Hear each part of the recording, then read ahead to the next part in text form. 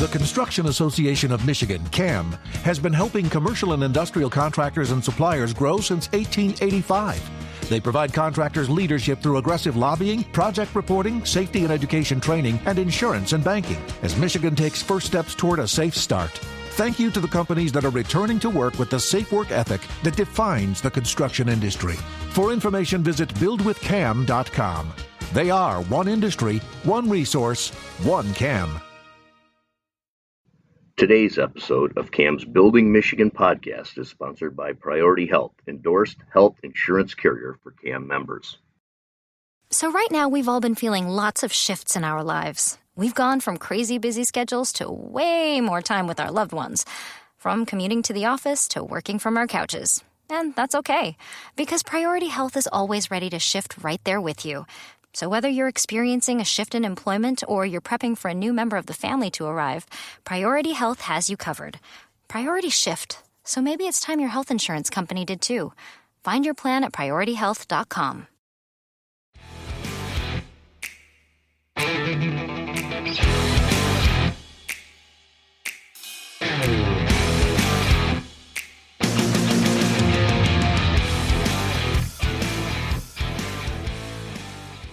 Hello and welcome to our inaugural episode of the Building Michigan podcast, produced for Michigan's construction industry by the Construction Association of Michigan, CAM. My name is Kevin Koehler. I'm the president of CAM and your host for Building Michigan. Our podcast is designed for the construction industry right here in the great state of Michigan. Each 25 to 30 minute episode will feature conversations on industry topics, including a variety of conversations with industry leaders, discussing construction projects, trends, business development, workforce safety, legislation, products, equipment, and related topics. Well, let's get to our episode. Season 1, Episode 1, our inaugural episode. We are super excited to have with us today the project team representatives for the 2020 CAM Magazine Project of the Year winning project, the Henry Ford Detroit Pistons Performance Center.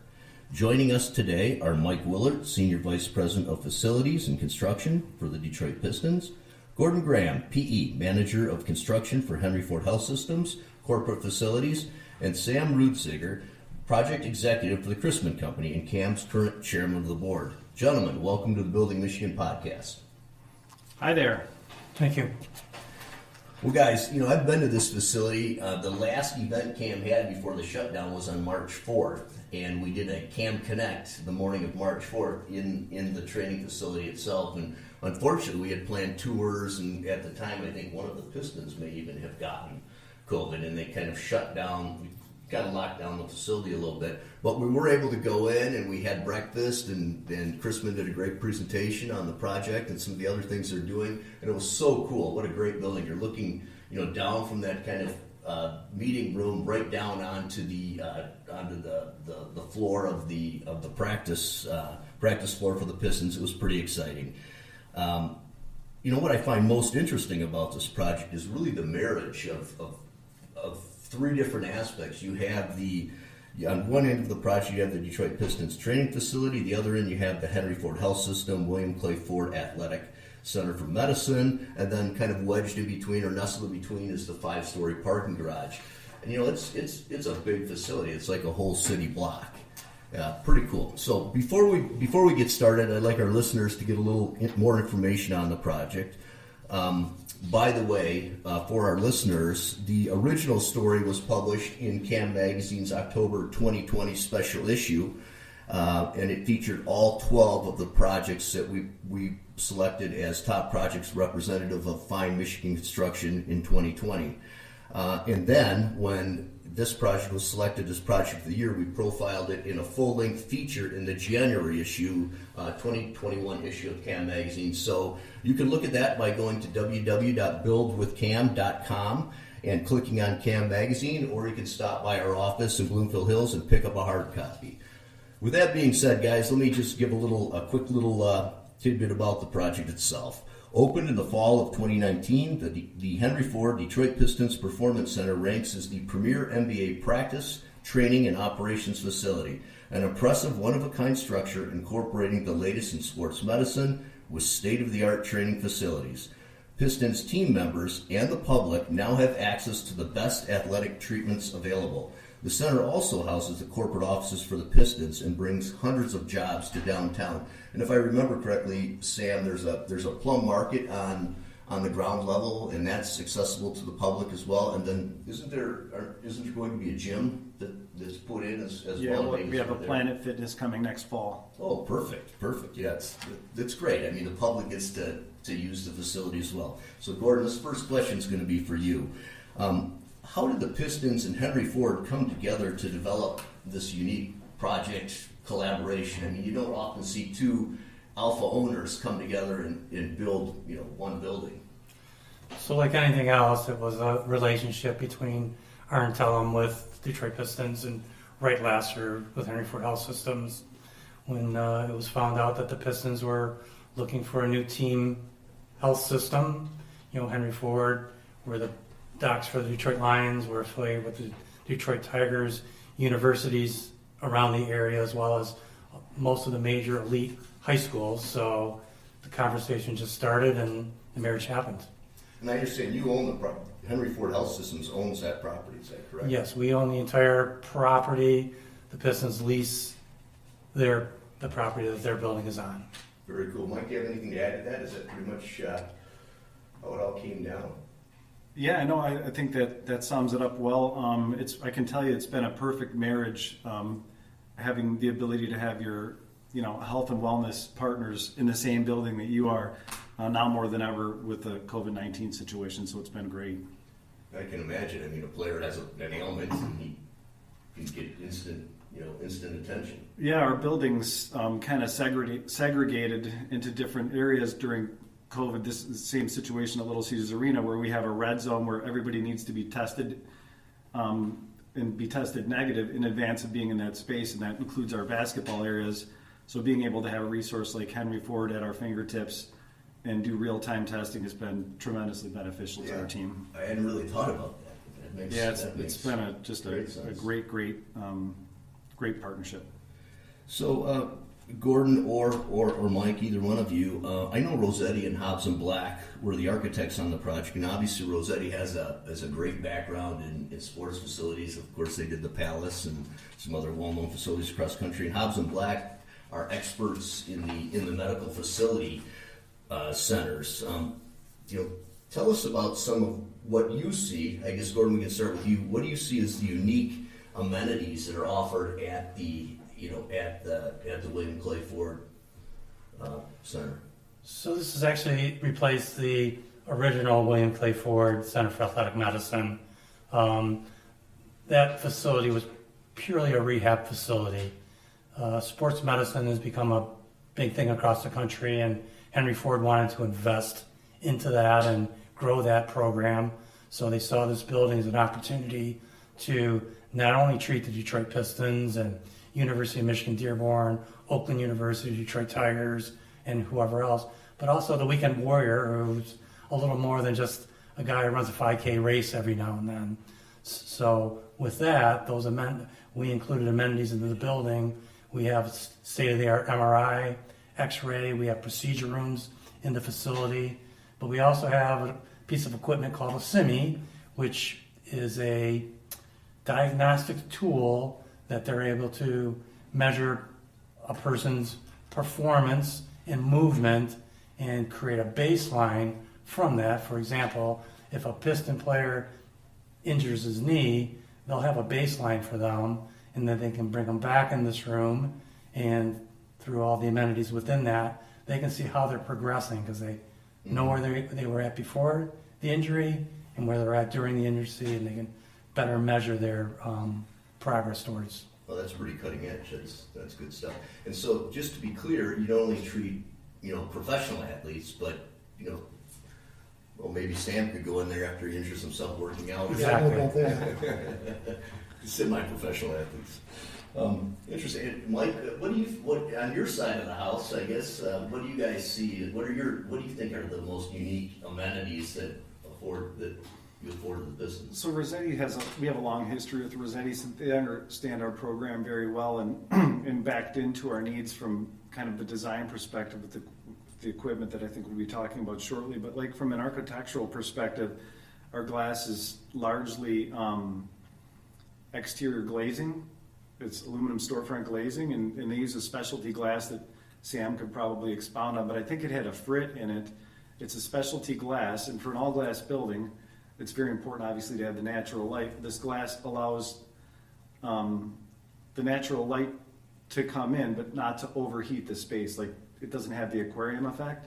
So having an all-building glass with numerous people sitting right on the glass, and I have an office very close to a large glass window, and not to have that heat come in, but still enjoy all the natural light, has been, to me, a really cool architectural feature that Rossetti designed in. I think the connectivity to the Henry Ford side of the building is fantastic with the shared parking structure in the center. We have a bridge, so it's extremely easy access to get from Gordon's side of the building to my side of the building. Beyond that, it's a lot of basketball stuff that we can talk about too. Sure. I'm sure it's it is a state-of-the-art facility. From what I understand in reading, one of the top in the NBA, if not the top facility. Yeah, I think right now we are at the top. We also have a state-of-the-art broadcast studio, so we can real-time shoot, cut, edit live events from our building at any point, which maybe we consider next time we do this. That'd be great. That's cool. So that's kind of a neat feature. We've got a lot of equipment similar to what Gordon was talking about. We've got a cryo chamber, a float tank,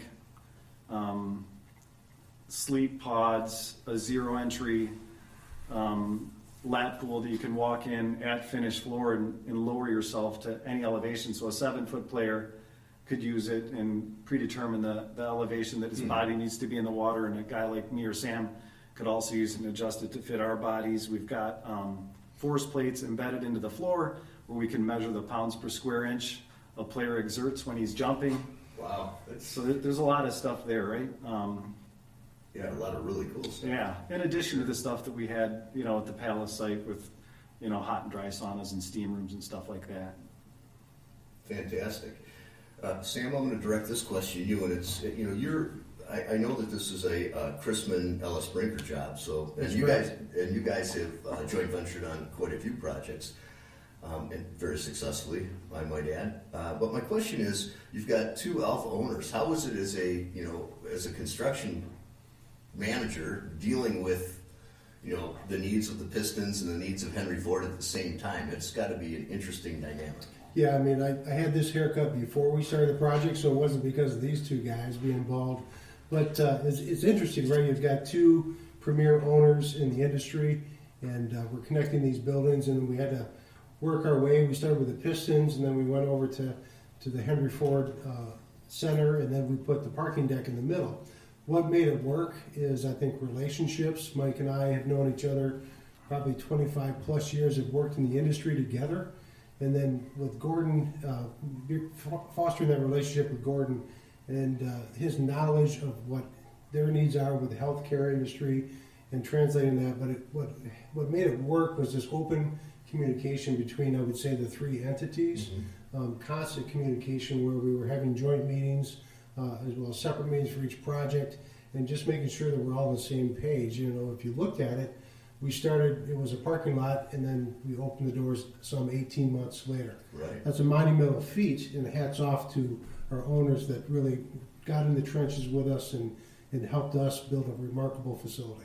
Mm-hmm. And the dynamics of that, the logistics of that, I mean, there's not a lot of room in the new center area right there to stage equipment or to stage materials, and you've got crews coming in and out. Where'd all your crews park? I mean, just all of those. That's kind of a fine. Yeah. So we were able to close Amsterdam Street, which is on the south side of the structure.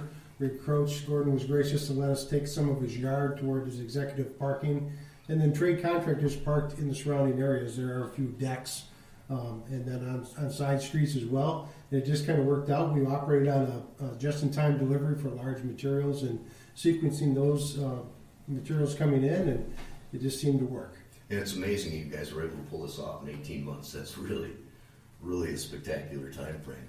What was the project delivery method? Was it a design build or? It was a standard CM at risk contract as well. So we bid the project out with trades in competitive format and went forth from there. Sure. Now, you talked about meetings. Did you have regularly scheduled meetings where all three of you worked together? And then, as I think I heard you say, each entity had their own meetings, and you were probably meeting with all of the contractors, right? Yeah, absolutely. And every week we met as a project team with ownership and the architect.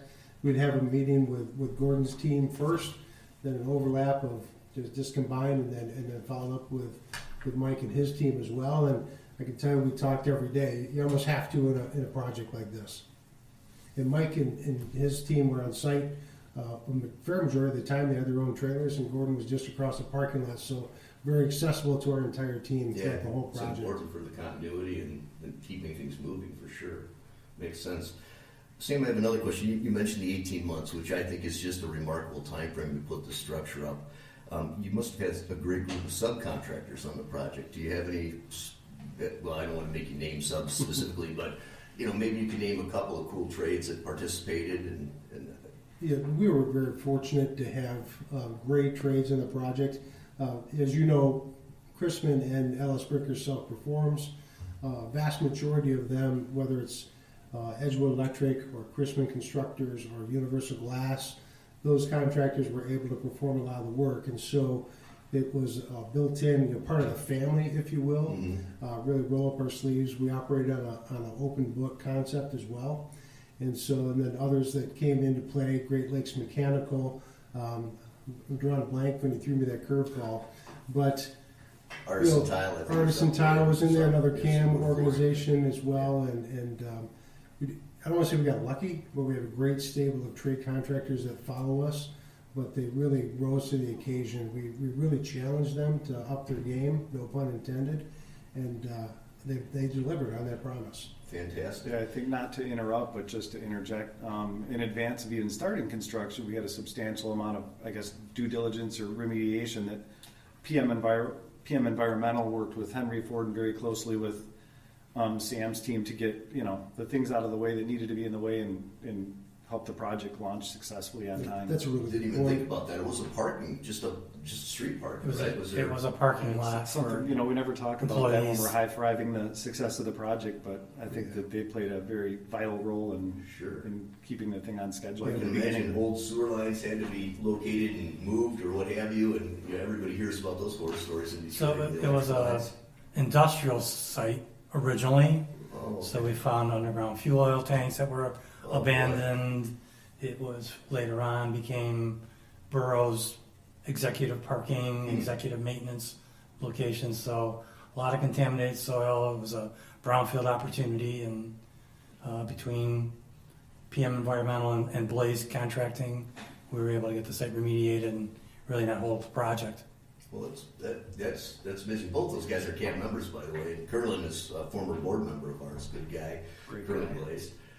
So was that part of the 18 months, or was that done before the actual? I mean, is the 18 months is the construction time frame? Yep. Okay, so there was some remediation that took place just to get ready to go. Yes, It makes Henry sense. Ford was responsible to make it pad ready to start the clock for the Okay. 18 months. All right, that's interesting. So you were cleaning up and running all that yourself, and then got it ready to turn over for everybody else. Right. Good deal. And Mike, you had mentioned the glass, and the exterior of that building is cool. It's got like a step glass look, when I looked at it. And then I did find out that it's a Frick glass, and apparently what that is some kind of a little dot that's put in the glass itself. It's pretty wild, and it keeps the solar rays out and heating and cooling, and allows you to get a nice view out the window. It's pretty sophisticated stuff, and I think Universal did a super job. They did. Looks real nice. They really did. That's called sawtooth. Yeah, sawtooth. That jagged kind of pattern in the glazing. Yeah, it's quite unique and pretty cool. The other thing I want to ask you guys about, I noticed that there was a mentor protege program for subcontractors, where you brought in some smaller Detroit-based contractors to kind of learn under some of the larger subcontractors on the job. I think that's a fantastic idea. Whose idea was that? Where did that come from, and how did that work?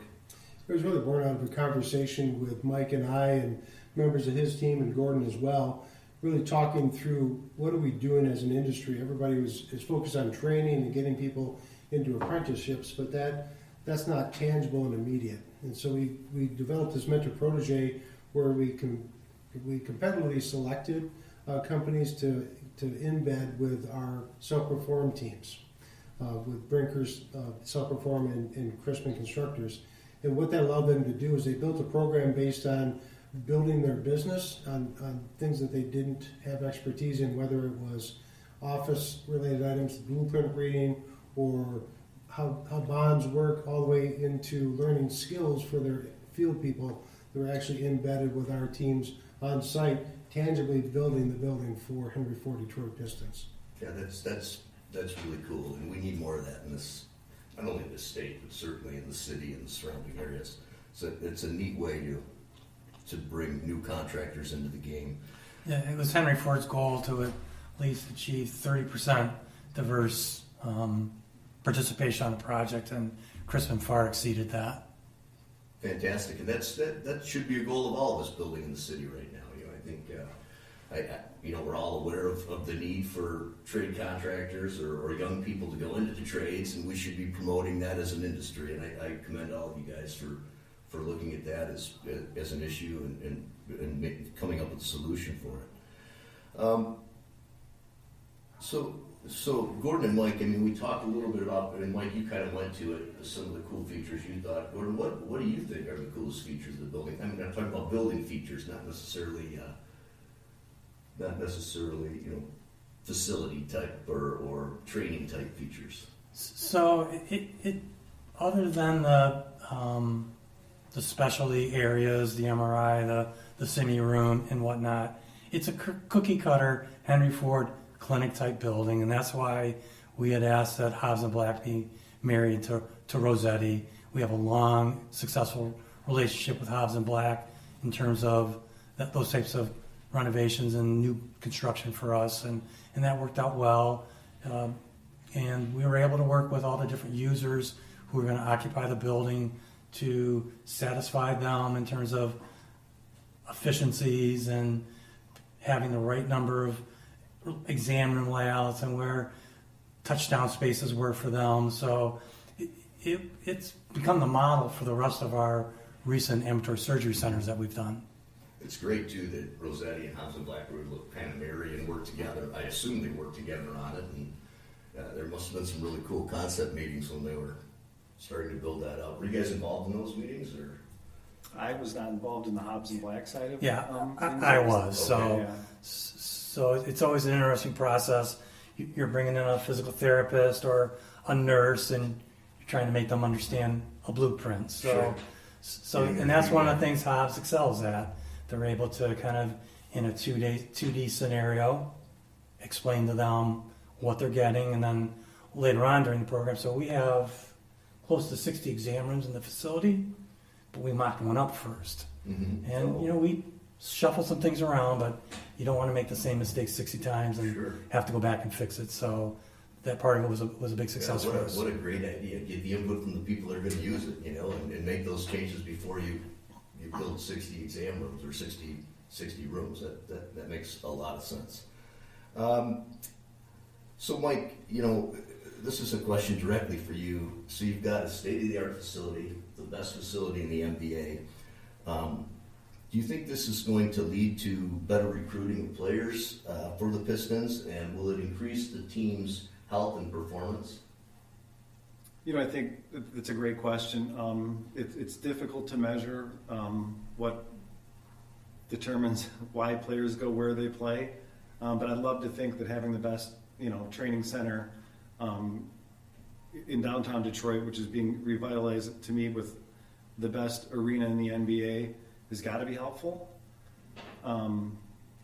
Like I said, very difficult to measure. And what was the second part of your question? I'm sorry. Just the overall performance and health of the team. Yeah, I think there's no they've question. got the There's no question. We have the state-of-the-art equipment. We're partnered with the Henry Ford docks. I think we're clearly, head and shoulders ahead of most teams in that regard. And that I would also think is important in the recruiting side of players. But again, difficult to say. Players a lot of times, love to go to places that are just warm. We can't. Yeah. We can't provide, We can't fix that. the beaches and the sunshine that LA and Miami have. Right. But We certainly have the amenities to bring them here in the cold weather. Yeah, and it's not like college recruiting where they're coming in to determine what college they want to do. These are professional athletes that are paid, and usually they've already played it. If they weren't drafted, they already played somewhere, and that you're trying to get them as a free agent or whatever. Yeah, there's a lot of determining factors in recruiting, and it can't hurt, goes from right? the market, the weather, to a lot of variables there. Sure, that makes sense. Hey, by the way, the Pistons won last night. They actually had fans in the stands. It was pretty exciting. Did you know we're that? headed in the right direction. I was there for a while. I wasn't there for the whole game. Yeah, they're heading. They've got some good young key players, I think, and it's exciting to see for sure. So the final question for all three of you, and I would be remiss if I didn't ask this. I'm the president of CAM, but I used to run our news operation. Our news operation is a daily. My staff gets mad when I call it a daily newspaper because that's old-fashioned, but we produce everything online, but we have reporters that go out and find out about construction projects that are bidding all throughout the state. We get the plans and specs in where we can. We facilitate with the bidding. We put the plans online so that subcontractors can look at them at one central clearing house as opposed to running all over town to get them, and then put their bids into the GCs or the construction managers or the owners directly. That being said, I've got to ask you, so Gordon, does Henry Ford Health Systems have any new projects on the horizon that we need to be aware of? Or that you're at liberty to talk about? Not at liberty to talk about, but there is some significant work on the horizon for the main campus of Henry Ford Hospital, along with all our other facilities. We have a ambulatory surgery center under construction in Plymouth. We have one that'll finish up in June, July in Royal Oak, and Macomb Hospital has a 160-bed patient tower that's under construction currently. So one of the interesting things, this is my third health system that I've worked at, and it's interesting that there's always something going on. Even when times are slow, you have to keep up with the technology, you have to keep up with the services you can provide for patients, because it's the way you that's how we attract our business. Sure, so even if you aren't building new, you're remodeling existing and changing spaces, and it's kind of updating and upgrading. Yes. It's you've got to be a busy guy. You've got a lot of properties. And, we do. Henry Ford is a great health system for sure. Thank you. For sure. Mike, how about you guys? You got anything? Yeah, funny you ask. We're in the process of constructing a 3,000-seat mini arena in partnership with Wayne State on Wayne State's campus. Really? Fantastic. That's my alma mater, so I'm glad to hear that. That's cool. Yep. Right next to the football field. So that's Is that under construction right now? Yeah, it's scheduled to be done this fall. Oh, fantastic. So our new G League team, the Motor City Cruise, will play there. We just named a new president of the G League team yesterday, Rob Murphy. So that's all coming together too, to have the G League within a few miles of our campus, and they'll also train and practice every day in the Pistons Performance Center. Oh wow, that's great. That's great. It's nice to Exciting see that project. the move to Detroit is starting to materialize and come together, and it's exciting for sure. And it's nice to see that the Pistons are continuing to invest in Detroit and build up what they have. So Sam, do you have any new projects coming up that you want to unveil here on the first ever podcast? Appreciate the opportunity, not to take away from our owners, but we do have quite a bit going on in the city and in the surrounding areas. And not to mention, everybody knows we're at the Ford train station with LS Brinker as well, and that's going very well. Multi-year, multi-million-dollar facility as well that we're proud to be a part of. In the shadows of that is the Godfrey Hotel, which is going to go up starting hopefully this fall in Corktown, and then adjacent to that is a high amenity apartment building as well, and a parking deck with some restaurants and potentially a grocery store in there as well. The Vic Village out in Ann Arbor is getting ready to start as well, and there's some others that we're not at liberty to talk about, but we are in grow mode in southeast Michigan, so keep looking for that Copper Square. Super exciting. Yeah, thanks. Guys, anything you want to say before we draw this to a conclusion? Any final remarks? I just thank everybody for including us in the conversation, and a great job done by team Christman Brinker and building this facility for us. It's just been a great facility to occupy downtown. Super. So it was an interesting dynamics. Mike and I had our own buildings to worry about, but there were so many things that crossed each other that we had to make sure we were on the same page on. And we had a lot of pretty candid conversations. We'd step out of the trailer and sort things out so I could go back to my leadership and prepare them for what might be coming, as well as Mike could as well. So that certainly was very rewarding that we were able to work together like that. And Christman certainly assisted in terms of us making sure we were headed in the right direction and achieving the final goal that we all wanted, was to complete this building. But Sam did have the hardest job. Of course, I wanted to know I was the most important owner he was dealing with, and I'm sure Mike wanted the same thing. Sure. Yeah, no, it was a team effort for sure, and Sam did just an amazing job leading the team through all the kind of trials and tribulations of constructing a building of that magnitude in that period of time.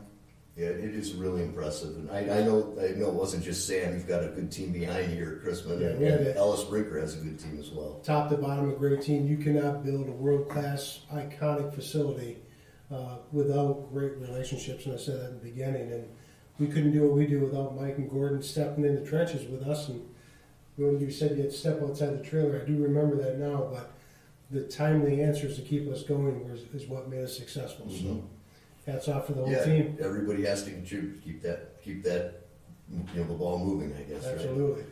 Well, Mike, Gordon, Sam, thank you very much. We appreciate your time, and on behalf of all of us at CAM, we want to thank you for being our first guest on our very first inaugural Building Michigan podcast, and congratulations to you and to your project teams on a world-class facility, and for being selected as the 2020 CAM Magazine Project of the Year winners. Thank you, guys.